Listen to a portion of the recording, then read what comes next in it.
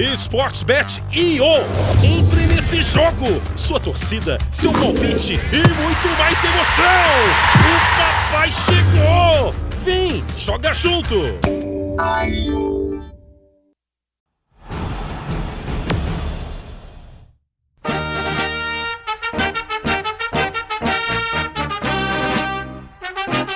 Na minha infância, eu comecei a tomar conhecimento de Flamengo do tricampeonato de 44, porque foi um movimento muito grande, popular, e eu, apesar de ter 5 anos, é a minha primeira lembrança que eu tenho de Flamengo. Depois, um pouco apagada, fui ter de novo em 48, quando ele foi vice-presidente médico, e aí eu comecei a ir a alguns jogos de futebol com ele, com meu pai, na época do Dario.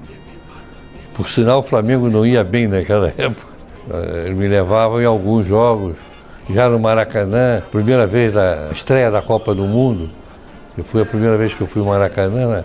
Brasil com o México, eu fui com ele, e depois alguns jogos, no período dele, principalmente dos 2 primeiros anos do tricampeonato. O Zagallo já vinha pro Júnior.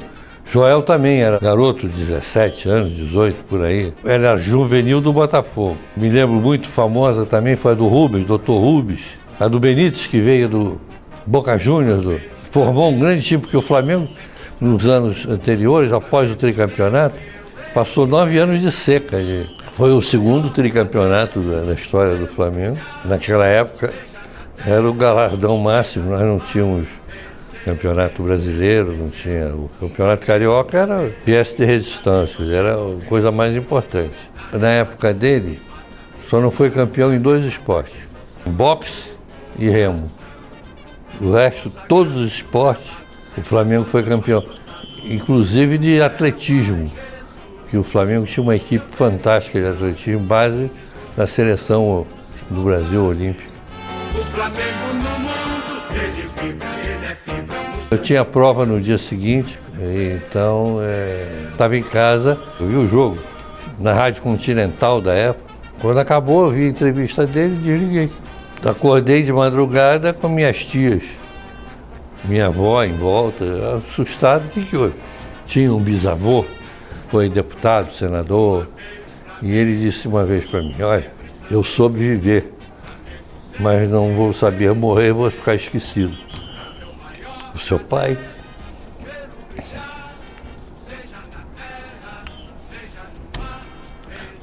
O seu pai não soube viver, mas soube morrer e não vai ser esquecido. Então, o impacto da morte dele o traz até hoje. Mas teve enormes presidentes outros, tão bons, ou talvez até melhores, não posso dizer, do que ele, mas o impacto da morte dele o tornou um mito.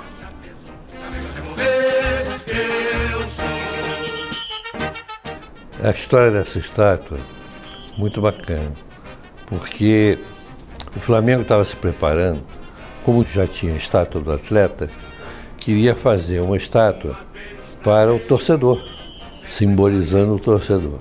E com a morte do meu pai, resolveram juntar as duas coisas. E fizeram uma campanha nacional para doação de cobre através de chaves. Chaves velhas que você tinha em casa. Todo mundo tem 2, 3 chaves que não prestam mais, estão lá no fundo de uma gaveta. E vieram chaves do Brasil inteiro. Pilha de chaves, e foi feita a estátua com essas chaves derretidas. Isso simbolizou a dimensão do Flamengo nacional. O Flamengo disputou o final de 55 em 56, como você já falou, e foi num melhor de 3 contra o América. Então fomos para o terceiro jogo e o Flamengo ganhou de 4-1, 3 gols do Dida, acho que 4 gols ou 3 gols do Dida. E o jogo era uma quarta-feira à noite. Parte da torcida, mais de 1000, foram a pé do Maracanã ao cemitério de São João Batista, pularam um muro e depositaram bandeiras e faixas no túmulo. Fantástico. Para mim foi uma coisa espetacular, inesperada. E eu não estava muito preparado para isso, porque desde a morte do meu pai até 68, eu me afastei muito do Flamengo. Só vim aqui a pedido dos outros presidentes para votar, uma reunião ou outra do conselho. Então, eu estava muito afastado. Mas foi uma época de aprendizado muito grande. E o que mais marcou foi a derrota na Taça Guanabara, por Bom Sucesso, por 2-0, na final que a gente tinha empatado com o Botafogo no jogo. Bastava empatar com Bom Sucesso e nós perdemos 2-0, depois perdemos o título ali. Foi um choque, um baque muito grande para mim. Flamengo, sempre Flamengo, Flamengo sempre.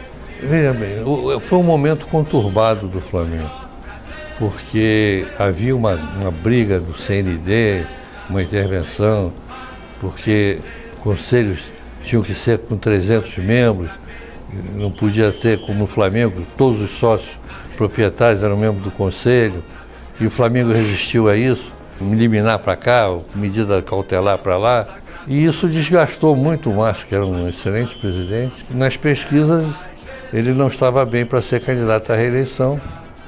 Então, a diretoria reuniu, o candidato Júlio Gomes era franco favorito, estava com 60 e tantos % na pesquisa, e resolveram me lançar candidato, muito em função da posição que eu para fazer essa sede aqui, e apareci muito, porque eu fui o líder do ELAU para fazer a sede, que ele era a favor da sede, contra uma grande parte, queria que fizesse o ginásio do outro lado.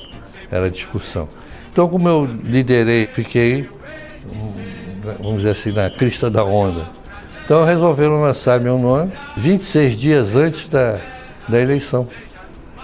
Consegui reverter e ganhei com cerca de 54% dos votos. A sorte é que eu já era mais ou menos bem conhecido e contei muito com os votos do pessoal do tempo do meu pai, inclusive o Júlio Gomes, chegou para mim e disse, perdi para a estátua. Eu tive que ir, achei engraçado, e até hoje me dou muito bem com ele. Você sabe quem era o presidente do Botafogo? O Emílio Pinheiro, da escola de quem? Castor de Andrade. Se houve corte de arbitragem, eu não sei. Eu sei que houve favorecimento no dia. Se foi por prestígio, por dinheiro, isso eu não posso afirmar. Seria leviandade da minha parte dizer que foi compra. Estou dizendo que o estilo de dirigir era o mesmo. Se fazer forte na federação e comandar todas as decisões da federação. Isso aconteceu com o Castor, que era meu amigo, eu era representante do Flamengo, na época o Castor era presidente do Bangu, e os métodos eram os mesmos na federação, exatamente a mesma coisa. O Emílio Pinheiro seguiu a escola do chefe dele. Agora, que havia uma clara protecionismo para esses clubes, isso não é a menor dúvida. Nós sabíamos que o Zico ia sair, que ele já tinha avisado que ia parar em 90. Nós precisávamos de um líder do bem dentro de campo, um líder que comandasse a equipe. E por isso nós trouxemos o Júnior para fazer esse papel. Mas muito foi por vontade do Júnior, ele que ligou para mim, presidente, acabando de sair daqui do Pescara. Eu falei, as portas aqui estão abertas. Vem correndo. E ele veio. Não foi mérito meu, não.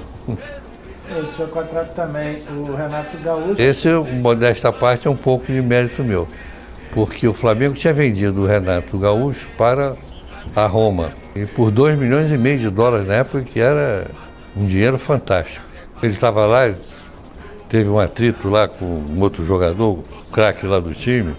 E o presidente, o senador Dino Viola, me ligou dizendo que ele estava com um problema, que ele queria refazer o negócio com o Renato. Fui para a Europa, passei em Portugal, recebi o resto do dinheiro da venda do Aldair e fui para lá. E passei 5 dias toreando com ele, mas trouxe o Renato de graça. Ele veio sem custar 1 centavo para o Flamengo, não paguei nem a passagem de avião dele. Essa eu acho que foi a maior compra de um jogador para o Flamengo. O Renato, no auge da carreira, vi de graça. 10 meses depois de ter sido vendido por 2,5 milhões de dólares. O Tele disse, não tem problema, presidente. Por meu problema pessoal, eu não posso prejudicar o clube. É um craque e, se puder, traga. Eu vou me acertar com ele, vou conversar com ele. A saída do Tele, você não me perguntou, mas vou dizer que foi um pouco estranha, porque foi um jogo do Flamengo com o Corinthians no Maracanã, e o time saiu vaiado de campo e tal. E no intervalo, o Tele tira o Renato, e o Renato disse, poxa, só eu? Tá tudo errado e só eu que pago o pato? E tirou a camisa e jogou no chão. Quando eu chego no vestiário, o Elal, que era meu vice-presidente de futebol, disse, o Tele pediu demissão. Eu disse, mas por quê? Não, porque disse que o Renato desrespeitou jogando a camisa no chão. Fui para ele, o Tele, vamos punir o Renato. Vamos punir. O Renato será punido e você continua. Não há razão nenhuma, você está com toda a razão. E ele disse, não tem jeito, não tem jeito. E uma semana depois estava no São Paulo. Então, cada um tira a ilação que quiser. Eu ainda na vice-presidência, o procurador dele me disse que queria, na época, $200 mil para comprar uma casa na Barra. O Bebeto nunca me procurou, nunca falou comigo sobre o contrato, só José Moraes. Então a coisa foi essa. O Márcio, quando saiu, deixou uma carta estipulando o valor dele, na época, em $2,5 milhões. O que o Vasco fez, através de um dirigente, foi depositar o dinheiro na federação e ele não renovou o contrato com o Flamengo e a lei assim o determinava.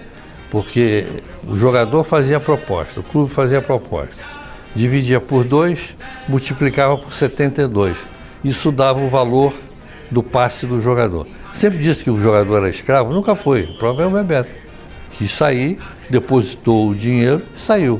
Então a história é essa, ele queria ganhar o dobro do que ganhava o Zico. Eu vou até falar o número para ser real. O Zico ganhava $20 mil por mês, $240 mil por ano. Você vê a diferença para hoje. O Júnior ganhava $120 mil por ano. O Júnior fazia um contrato assim. Quanto é que o Galo está? Eu quero 50%. Mas todo o contrato dele era 3 meses, vencia depois, fazia assim. Outra coisa, o Bebeto estava na seleção em Teresópolis. O Dino Viola chegou para mim e perguntou, presidente, por que tem uma carta do Flamengo dando o valor do preço do Bebeto, que corre a Europa toda aqui, em todos os empresários têm essa carta na mão. Ele está bichado? Eu falei, de maneira nenhuma. É um jogador íntegro, não tem uma falha. Aí ele disse assim, você me vende? Eu falei, está vendido. Só você me dá o valor certo. Pela primeira vez eu estou falando isso. Ele foi vendido, foi depositado o valor de $2,5 mil que foi depositado na conta do Flamengo na federação, para ele ir para o Vasco. A Roma pagaria $6 milhões para o Flamengo, $1,8 milhões de luva para o Bebeto. E o Bebeto ficaria no Flamengo até a Copa do Mundo, em 90, que ia ser na Itália. E ele já recebia adiantado $1,8 mil. Eu disse que ele precisava desse dinheiro para comprar a casa. $1,8 mil de luva, ia receber o restante, que eram 4 milhões pelo contrato, aí nos 3 anos seguintes. Veio o diretor de futebol da Roma, veio aqui a Teresópolis, pegou o primeiro avião, veio a Teresópolis conversar com o Bebeto. E aí, eu vou pedir ao Vasco para abrir mão da minha palavra. Conversa, já tinha assinado. Ele, 14 dias antes, do terminar o contrato, ele já tinha comprado a casa. Ele já tinha fechado o contrato, dizendo que queria ficar no Flamengo e já tinha comprado. E quem vendeu a ele, e não tem nada, eu não estou criticando, não. Era um corretor de imóveis. Que vendeu foi o Delair Dombrowski. 14 dias antes, por intermédio do Delair, comprou a tal casa na Barra que ele queria comprar. Com o dinheiro que já tinha recebido do Vasco. Tanto que depois até ele quis voltar atrás. A proposta da Roma era 3 vezes maior que a do Vasco.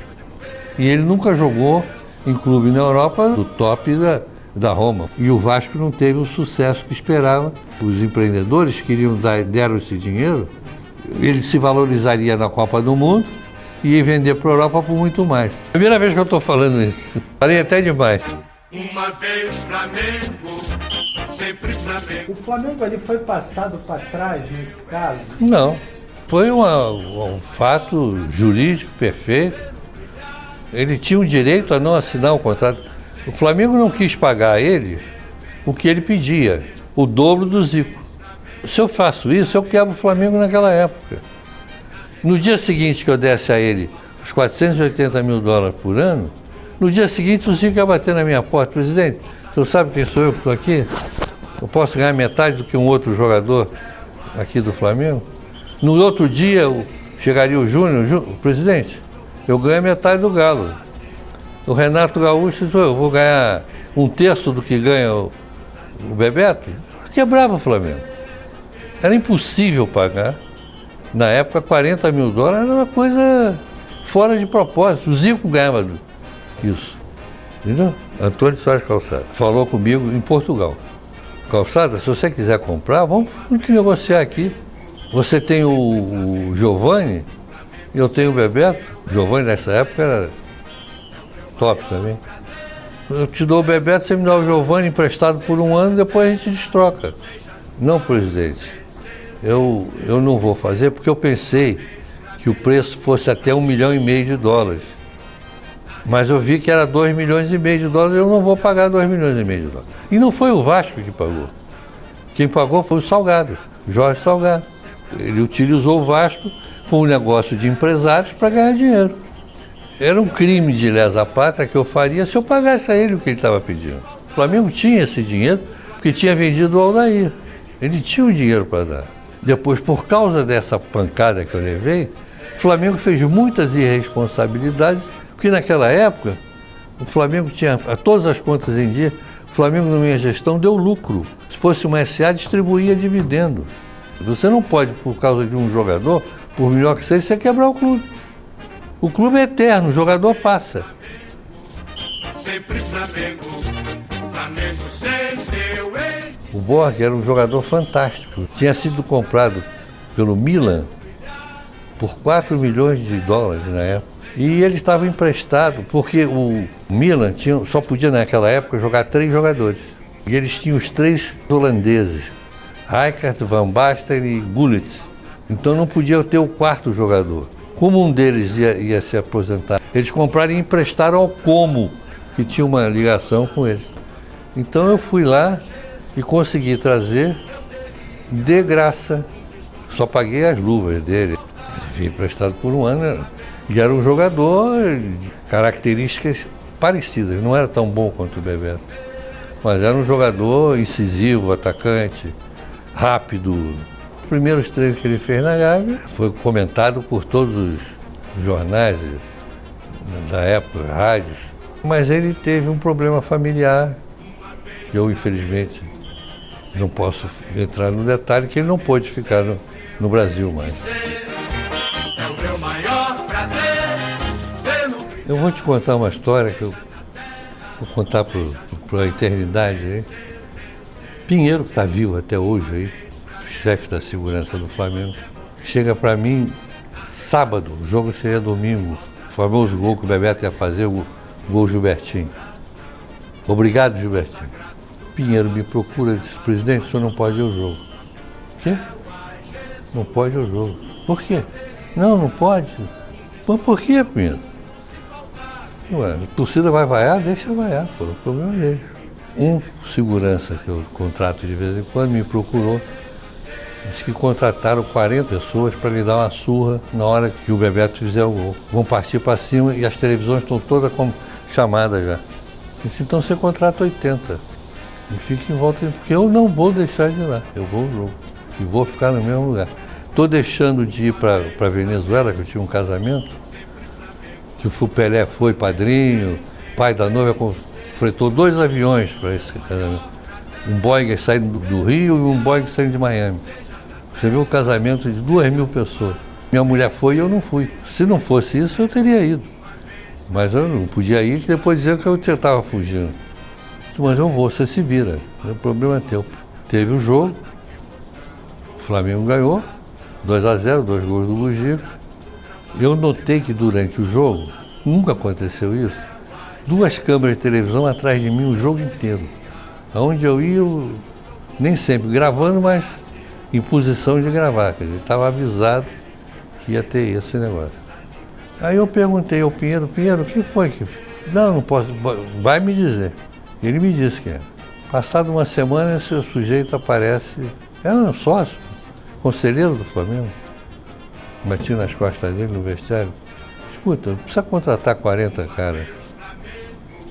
Eu estou aqui agora. Por que você não faz o que eu, presidente, Deus me livre, está maluco? Ele negou, até jurou, até morreu.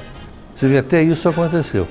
Essa história surgiu de um outro conselheiro do Flamengo que incentivou isso tudo, que ele era repórter na época, depois se tornou empresário e tal. E ele é que lançou essa história do Obrigado Gilbertinho e tal. Mas aí o Bugica resolveu o problema. O Zico, nesse dia, nessa véspera de jogo, estava fazendo uma massagem com dores no joelho. Falou, presidente, infelizmente eu estou com esse joelho aqui, senão eu não estava passando nem pela metade do que está passando. Eu resolvia todos os problemas. Você vai resolver assim mesmo. Tá, o Zico também viu para contar essa história. Esse conselheiro que ameaçou... Não vou te dizer o nome. Eu não posso provar. Está vivo, eu é conselheiro até hoje. O Vasco era líder. E o artilheiro que ia fazer o gol, Gilbertinho, foi expulso. Porque chutou o Zé Carlos, o goleiro, sem bola. Ficou nervoso porque não fez o gol.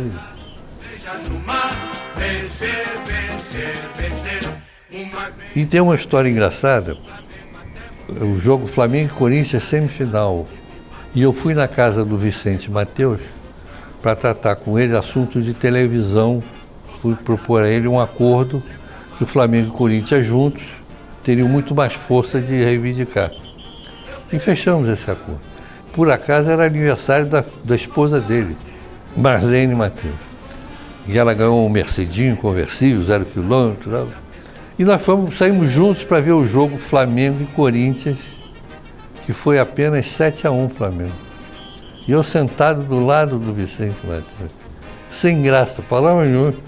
Até 2-0 estava bom, mas depois foi ficando sem graça. Quando acabou o jogo, Djalminha fez 5 gols. Ele tirou o cheque do bolso, talão de cheque, me entregou e disse assim, preenche com o valor que você quiser pelo Djalminha.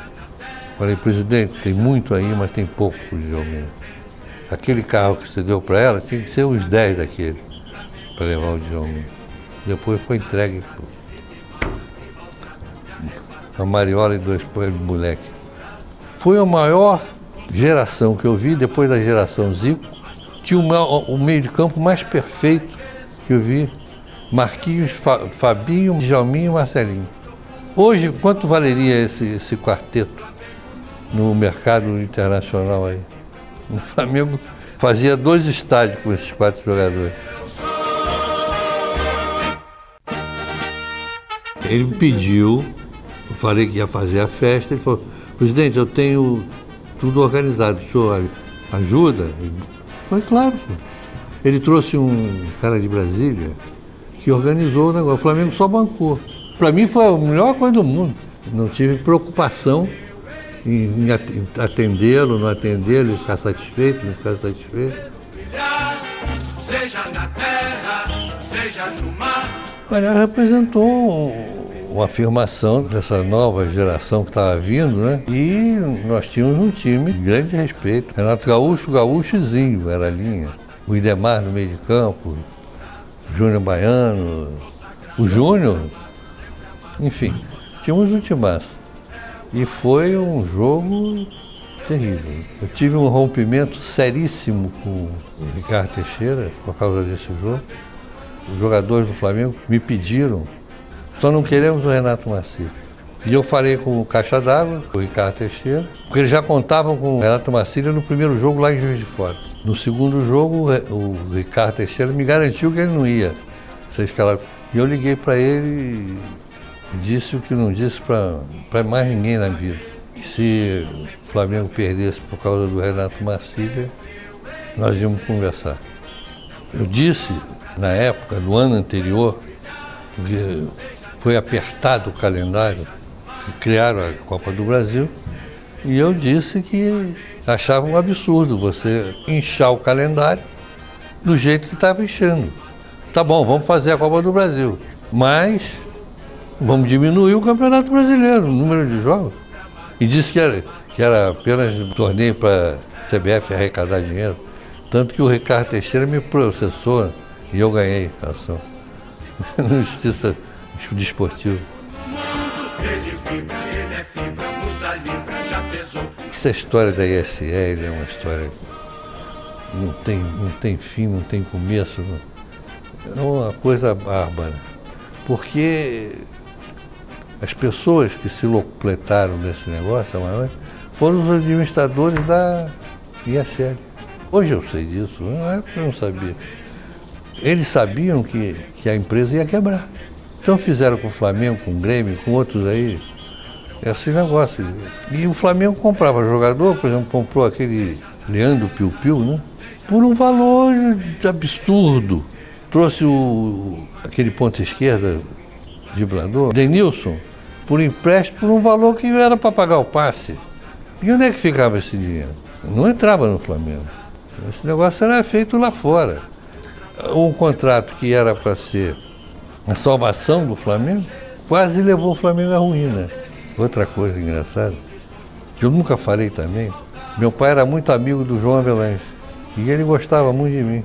E eu gostava dele, eu achava ele um homem fantástico. Quando a ISL veio, eu era presidente do conselho, para fazer esses contratos, eu encaminhando isso, uma tarde eu ligo, e está aqui o negócio da ISL. E a ISL, o senhor tem contato através da FIFA com a ISL. O Flamengo pode confiar na ISL? Você vê a minha ingenuidade, né? Aí o doutor João disse, olha, é a maior empresa do mundo, vai levar o Flamengo a outro patamar. Eu quis levar para o Fluminense e não consegui. Ela tem a FIA, Fórmula 1, tem a ATP, tem isso, tem aquilo outro, e deu no que deu, né? Depois a gente viu que ele estava inclusive atrelado à ISL. Consagrado no gramado, sempre amado. Olha, foi um período que exigiu muito de mim. Os ânimos estavam muito acirrados. Era uma cisão muito grande. Uma turma do impeachment comandada pelo Márcio Braga e a turma anti-impeachment do presidente Edmundo. E eu era o presidente do conselho e tinha que ter tantos, 600, qualquer coisa, para abrir e 600 e tanto para votar. Tinha que ter verificação de quórum nas duas pontas. E eu fechei, tinha um quórum. Engraçado é que se as pessoas que votaram pela permanência do presidente Edmundo, se tivessem se ausentado, não teria quórum, não teria julgamento. Eles deram quórum e votaram contra e perderam. Eu vejo que faltou ao presidente Edmundo a organização da sua defesa, né? Para você ter uma ideia. Você se imagina, pai de uma grande família, de 5 filhos, mulher, cunhado, genro, tudo em casa, te tiram o talão de cheque, o cartão de crédito, cortam a tua luz e você tem que se virar 3 meses assim. Dá para entender? O Flamengo ficou sem talão de cheque, Não tinha talão de cheque. A luz, quando eu tomei posse, no dia que eu tomei posse, foi cortada. 3 meses de atraso de jogador, 4 meses de atraso de funcionários.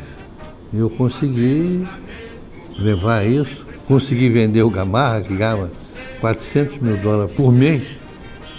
Meu maior prazer, vê-lo brilhar, seja na... Um colaborador, uma pessoa que se doou e tentou fazer o melhor. Só isso. Flamengo até morrer. Na regata ele me mata, me maltrata, me arrebata, que emoção do coração. Consagrado no gramado, sempre amado, mas cotado no papel. Ai, Jesus, eu teria um desgosto profundo se faltasse o Flamengo no mundo. Ele vive